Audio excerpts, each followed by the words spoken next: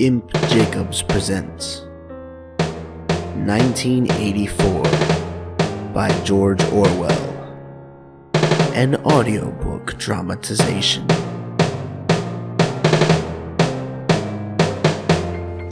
Starring Imp Jacobs as Winston Smith,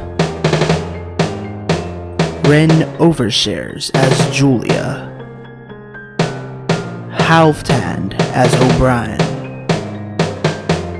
Chase Kirby as Syme, Russell Smith as Mr. Parsons, Millz A as Mrs. Parsons, and Kenny as Mr. Charrington and Ampleforth.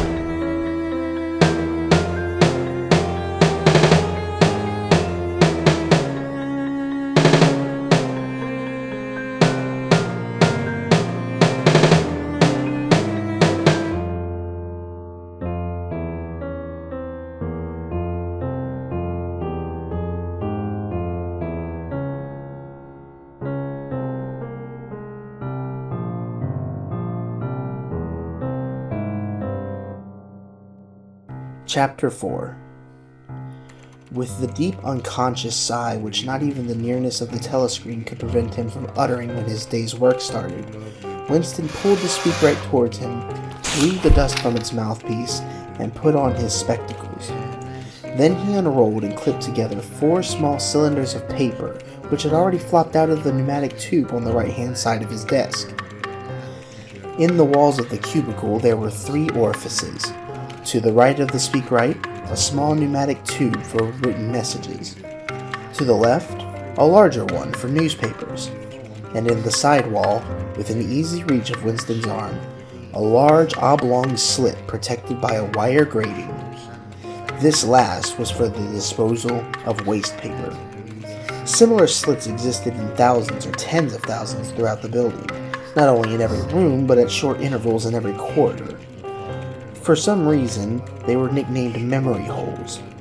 When one knew that any document was due for destruction, or even when one saw a scrap of waste paper lying about, it was an automatic action to lift the flap of the nearest memory hole and drop it in, whereupon it would be whirled away on a current of warm air to the enormous furnaces which were hidden somewhere in the recesses of the building. Winston examined the 4 slips of paper which he had unrolled. Each contained a message of only 1 or 2 lines in the abbreviated jargon, not actually newspeak, but consisting largely of newspeak words, which was used in the ministry for internal purposes. They ran: Times, 17/3/84, BB, speech malreported, Africa rectify. Times, 19/12/83, forecast 3 YP, 4th quarter, 83 misprint, verify current issue. Times, 14/2/84, minute plenty, malquoted, chocolate rectify. Times, 3/12/83, reporting BB day order, double plus on good, refs on persons rewrite 4 Ys up sub anti-firing. With a faint feeling of satisfaction, Winston laid the 4th message aside. It was an intricate and responsible job and had better be dealt with last. The other 3 were routine matters, though the second one would probably mean some tedious wading through lists of figures. Winston dialed back numbers on the telescreen and called for the appropriate issues of the Times, which slid out of the pneumatic tube after only a few minutes' delay. The messages he had received referred to articles or news items which for one reason or another it was thought necessary to alter, or, as the official phrase had it, to rectify. For example, it appeared from the Times of the 17th of March that Big Brother in his speech of the previous day had predicted that the South Indian Front would remain quiet, but that a Eurasian offensive would shortly be launched in North Africa. As it happened, the Eurasian Higher Command had launched its offensive in South India and left North Africa alone. It was therefore necessary to rewrite a paragraph of Big Brother's speech in such a way as to make him predict the thing that had actually happened. Or again, the Times of the 19th of December had published the official forecasts of the output of various classes of consumption goods in the 4th quarter of 1983, which was also the 6th quarter of the 9th 3-year plan. Today's issue contained a statement of the actual output, from which it appeared that the forecasts were in every instance grossly wrong. Winston's job was to rectify the original figures by making them agree with the later ones. As for the third message, it referred to a very simple error which could be set right in a couple of minutes. As short a time ago as February, the Ministry of Plenty had issued a promise, a categorical pledge were the official words, that there would be no reduction of the chocolate ration during 1984. Actually, as Winston was aware, the chocolate ration was to be reduced from 30 grams to 20 at the end of the present week. All that was needed was to substitute for the original promise a warning that it would probably be necessary to reduce the ration at some time in April. As soon as Winston had dealt with each of the messages, he clipped his speak-written corrections to the appropriate copy of the Times and pushed them into the pneumatic tube. Then, with a movement which was as nearly as possible unconscious, he crumpled up the original message and any notes that he himself had made, and dropped them into the memory hole to be devoured by the flames. What happened in the unseen labyrinth to which the pneumatic tubes led, he did not know in detail, but he did know in general terms. As soon as all the corrections which happened to be necessary in any particular number of the Times had been assembled and collated, that number would be reprinted, the original copy destroyed, and the corrected copy placed on the files in its stead.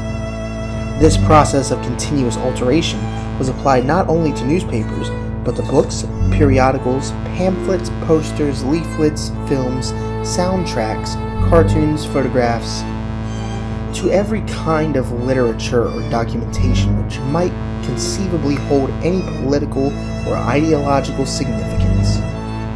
Day by day, and almost minute by minute, the past was brought up to date. In this way, every prediction made by the party could be shown by documentary evidence to have been correct. Nor was any item of news or any expression of opinion which conflicted with the needs of the moment ever allowed to remain on record. All history was a palimpsest, scraped clean and reinscribed exactly as often as was necessary.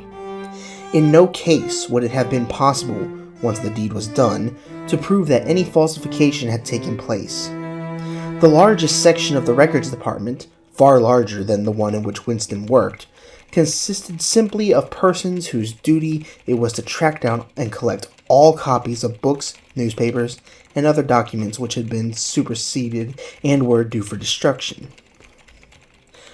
A number of the Times, which might, because of changes in political alignment or mistaken prophecies uttered by Big Brother, have been rewritten a dozen times, still stood on the files bearing its original date, and no other copy existed to contradict it. Books, also, were recalled and rewritten again and again, and were invariably reissued without any admission that any alteration had been made. Even the written instructions which Winston received, and which he invariably got rid of as soon as he had dealt with them, never stated or implied that an act of forgery was to be committed. Always the reference was to slips, errors, misprints, or misquotations, which it was necessary to put right in the interests of accuracy. But actually, he thought as he readjusted the Ministry of Plenty's figures, it was not even forgery. It was merely the substitution of one piece of nonsense for another. Most of the material that you were dealing with had no connection with anything in the real world, not even the kind of connection that is contained in a direct lie. Statistics were just as much a fantasy in their original version as in their rectified version. A great deal of the time, you were expected to make them up out of your head. For example, the Ministry of Plenty's forecast had estimated the output of boots for the quarter at 145 million pairs. The actual output was given as 62 millions. Winston, however, in rewriting the forecast, marked the figure down to 57 million, so as to allow for the usual claim that the quota had been overfilled. In any case, 62 millions was no nearer the truth than 57 millions, or than 145 millions. Very likely, no boots had been produced at all. Likelier still, nobody knew how many had been produced, much less cared. All one knew was that every quarter, astronomical numbers of boots were produced on paper, while perhaps half the population of Oceania went barefoot. And so it was with every class of recorded fact, great or small. Everything faded away into a shadow world in which, finally, even the date of the year had become uncertain. Winston glanced across the hall. In the corresponding cubicle on the other side, a small, precise-looking, dark-chinned man named Tillotson was working steadily away with a folded newspaper on his knee and his mouth very close to the mouthpiece of the speakwrite. He had the air of trying to keep what he was saying a secret between himself and the telescreen. He looked up, and his spectacles darted a hostile flash in Winston's direction. Winston hardly knew Tillotson, and had no idea what work he was employed on. People in the records department did not readily talk about their jobs. In the long, windowless hall with its double row of cubicles, and its endless rustle of papers and hum of voices murmuring into speakwrites, there were quite a dozen people whom Winston did not even know by name, though he daily saw them hurrying to and fro in the corridors or gesticulating in the 2 minutes hate.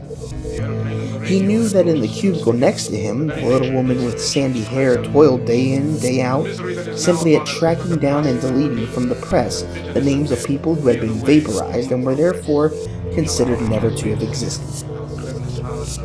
There was a certain fitness in this, since her own husband had been vaporized a couple of years earlier. And a few cubicles away, a mild, ineffectual, dreamy creature named Ampleforth, with very hairy ears and a surprising talent for juggling with rhymes and meters, was engaged in producing garbled versions, definitive texts they were called, of poems which had been ideologically offensive, but which for one reason or another were to be retained in the anthologies. And this hall, with its 50 workers or thereabouts, was only one subsection, a single cell, as it were, in the huge complexity of the records department. Beyond, above, below, were other swarms of workers engaged in an unimaginable multitude of jobs. There were the huge printing shops with their sub-editors, their typography experts, and their elaborately equipped studios for the faking of photographs.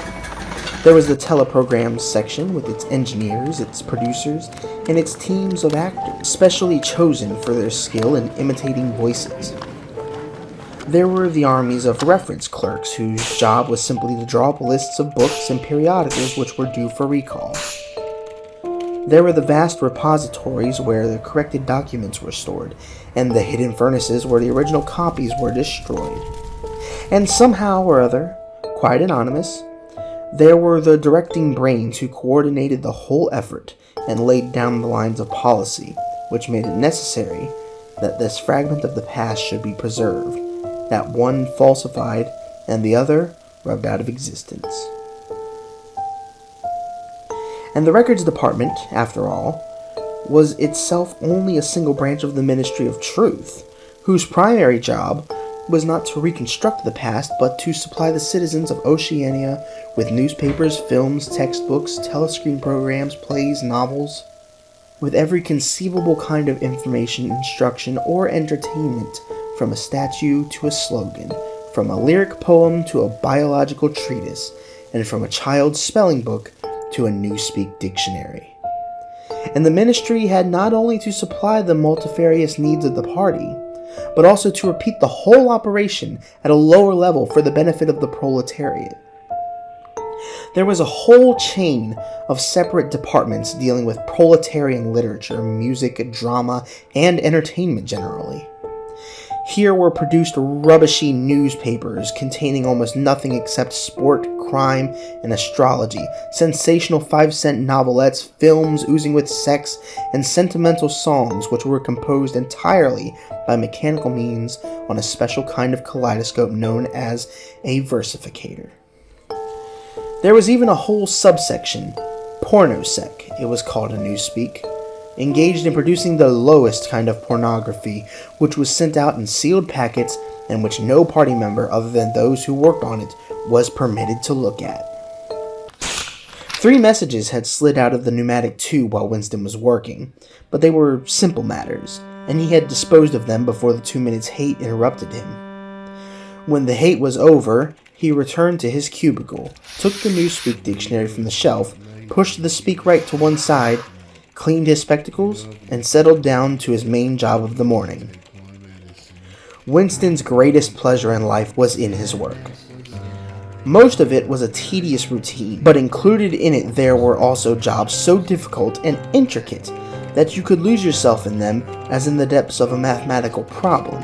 Delicate pieces of forgery in which you had nothing to guide you except your knowledge of the principles of ink soap and your estimate of what the party wanted you to say. Winston was good at this kind of thing.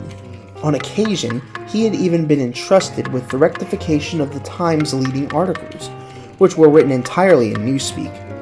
He unrolled the message that he had set aside earlier. It ran, Times, 3/12/83, reporting, BB, day order, double plus on good, refs on persons, rewrite 4 wise up sub antifiring. In Old Speak, or Standard English, this might be rendered, the reporting of Big Brother's order for the day in the Times of December 3rd, 1983 is extremely unsatisfactory and makes references to non-existent persons. Rewrite it in full and submit your draft to higher authority before filing. Winston read through the offending article. Big Brother's order for the day, it seemed, had been chiefly devoted to praising the work of an organization known as FFCC, which supplied cigarettes and other comforts to the sailors in the floating fortresses. A certain Comrade Withers, a prominent member of the inner party, had been singled out for special mention and awarded a decoration, the Order of Conspicuous Merit, 2nd class. 3 months later, FFCC had suddenly been dissolved, with no reasons given. One could assume that Withers and his associates were now in disgrace, but there had been no report of the matter in the press or on the telescreen. That was to be expected, since it was unusual for political offenders to be put on trial or even publicly denounced. The great purges involving thousands of people with public trials of traitors and thought criminals who made abject confession of their crimes and were afterwards executed were special showpieces not occurring oftener than once in a couple of years. More commonly, people who had incurred the displeasure of the party simply disappeared and were never heard of again. One never had the smallest clue as to what happened to them. In some cases, they might not even be dead. Perhaps 30 people personally known to Winston, not counting his parents, had disappeared at one time or another. Winston stroked his nose gently with a paperclip. In the cubicle across the way, Comrade Tillotson was still crouching secretively over his speakwrite. He raised his head for a moment. Again the hostile spectacle flash. Winston wondered whether Comrade Tillotson was engaged on the same job as himself. It was perfectly possible.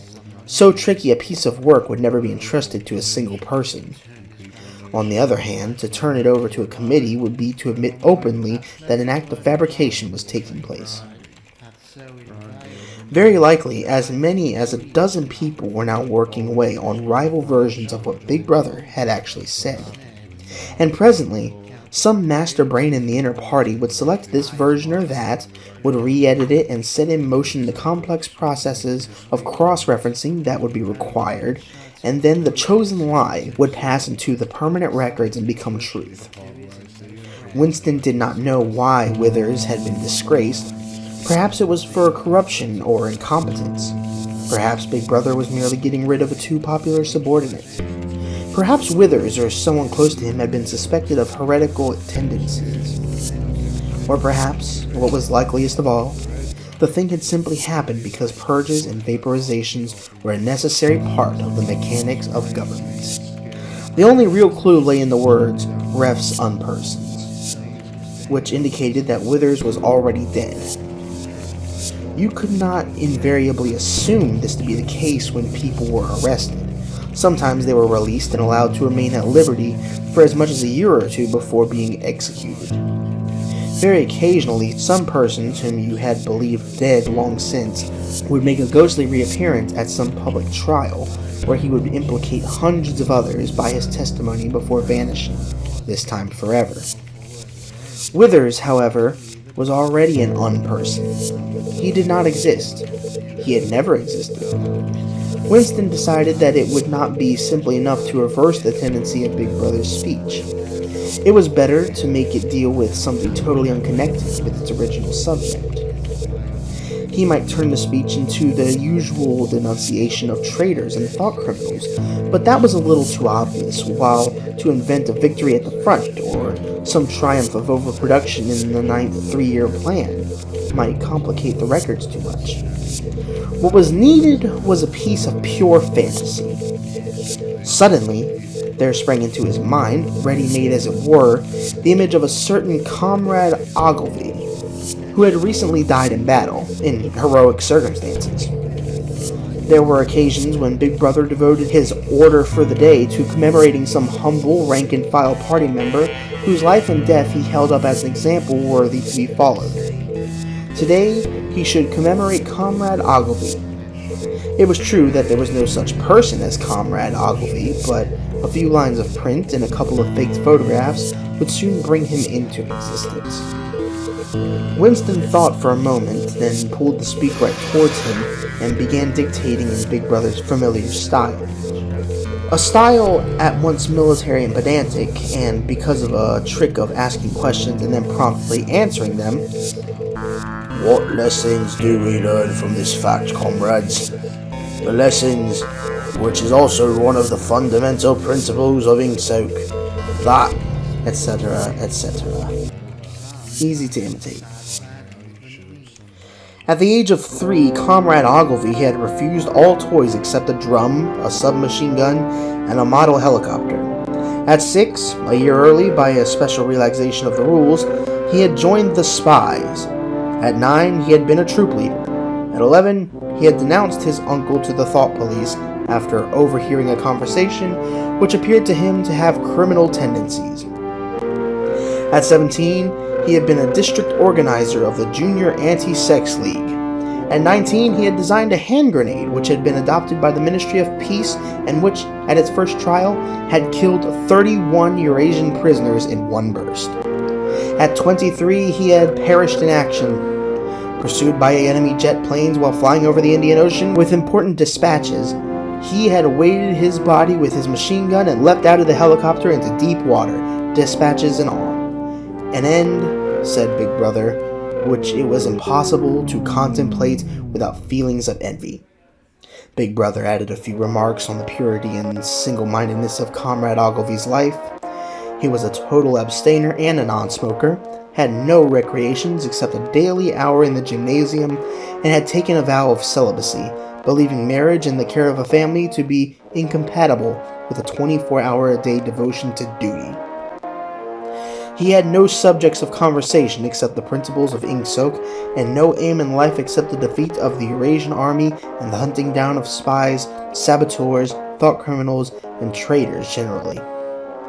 Winston debated with himself whether to award Comrade Ogilvy the Order of Conspicuous Merit, and in the end, he decided against it because of the unnecessary cross-referencing that it would entail.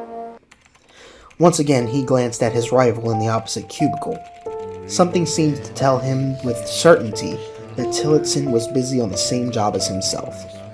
There was no way of knowing whose version would finally be adopted, but he felt a profound conviction that it would be his own. Comrade Ogilvy, unimagined an hour ago, was now a fact. It struck him as curious that you could create dead men but not living ones. Comrade Ogilvy, who had never existed in the present, now existed in the past, and when once the act of forgery was forgotten, he would exist just as authentically and upon the same evidence as Charlemagne or Julius Caesar. End of chapter 4.